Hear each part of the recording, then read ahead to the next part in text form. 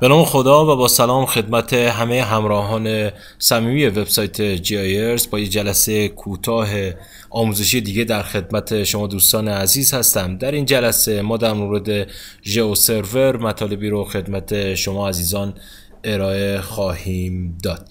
ژئو سرور همونطور که مستحضر هستید یک نرم افزار اوپن سورس هست که برای انتشار داده‌های مکانی استفاده میشه. البته استانداردهای مختلفی رو هم ساپورت میکنه که در مورد این استانداردها در جلسات آینده مطالبی رو خدمت شما عزیزان بیان خواهم کرد. ژئو سرور ابزارهایی را هم برای استالدهی به نقشه ها و رنگدهی و کلا مواردی که مربوط به خود نقشه هست رو ارائه میده. اگه بخوام که یک مثال بزنم که تقریب به ذهن بشه و راحت تر شما عزیزان مطلب رو درک کنید، میتونیم ژئو سرور رو با وردپرس مقایسه کنیم. ژئو سرور و وردپرس هر دو به عنوان سرویس دهنده هستن. حالا خود وردپرس یک سرویس دهنده برای در واقع محتوا و تولید محتوای وبسایت ها هست و ژئو سرور برای علوم مکانی هست. هر دو داره پنل مدیریتی هستند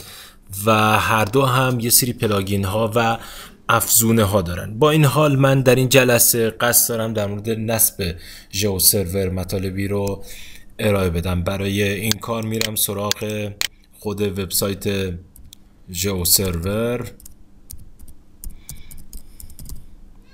ببینید موقعی که من وبسایت ژئو سرور رو روش کلیک میکنم، در واقع https://geoserver.org، یه قسمت هست دانلود که میاره. این قسمت استیبل ببینید ورژن جدیدی که ارائه داده 2.26.0 قسمت ویندوز اینستالر.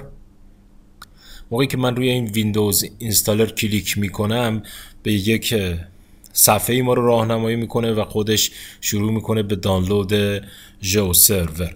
برای اینکه زمان این ویدیو آموزشی نمیخوام بیش از اندازه زیاد بشه، من از دانلود ژئو سرور صرف نظر میکنم. قبلا من این دانلود رو انجام دادم. میرم سراغ ورژن 2.25.1 که قبلا من انجام دادم و شروع میکنم به نصب ژئو سرور. موقعی که من میخوام ژئو سرور رو نصب کنم، پنجره‌ای که برام باز میشه جاوا ران تایم انوایرمنت رو میخواد، یعنی در واقع یک GRE میخواد. ژئو سرور بر مبنای جاوا برنامه نویسی شده، بنابراین بایستی از قبل یک جاوا ران تایم انوایرمنت متناسب با اون ورژنی که نصب میکنید رو دانلود بکنید و بهش معرفی بکنید. من نکست میزنم. یه حالا لوکیشن یا یک موقعیت مکانی که میخواد که خود ژئو سرور نصب بشه و همینطور ادامه میدم. یوزرنیم و پسوردی که ادمین و ژئو سرور هست به صورت پیشفرض همین ها رو میپذیریم و پورت 8080 به صورت یک سرویس میگه اینستال از سرویس، خودش پیشنهاد داده که این حالتی نصبش کنیم و همین رو میپذیریم و روی اینستال کلیک میکنم. منتظر میمونم که ژئو سرور برای ما نصب بشه.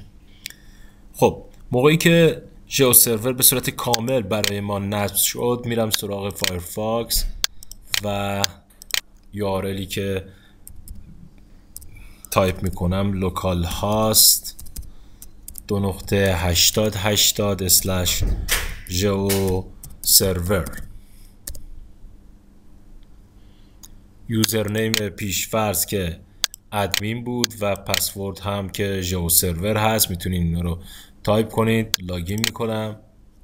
موقعی که لاگین میکنم سمت چپ ببینید که دیتا، سرویس ها، ستینگ، تایل کچینگ، سکیوریتی و موارد دیگه ای که اینجا مشاهده میکنید که در جلسات بعدی ما بیشتر باشون آشنا خواهیم شد. از سرویس های مختلفی که اینجا وجود داره، WCS، WFS، WMS و مواردی که لیر پریویو، ورک اسپیس ها، استورز ها، لیر ها و موارد متعددی که خود ژئو سرور برای ما در واقع قرار داده که ما بتونیم به راحتی به انتشار داده‌های مکانی بپردازیم.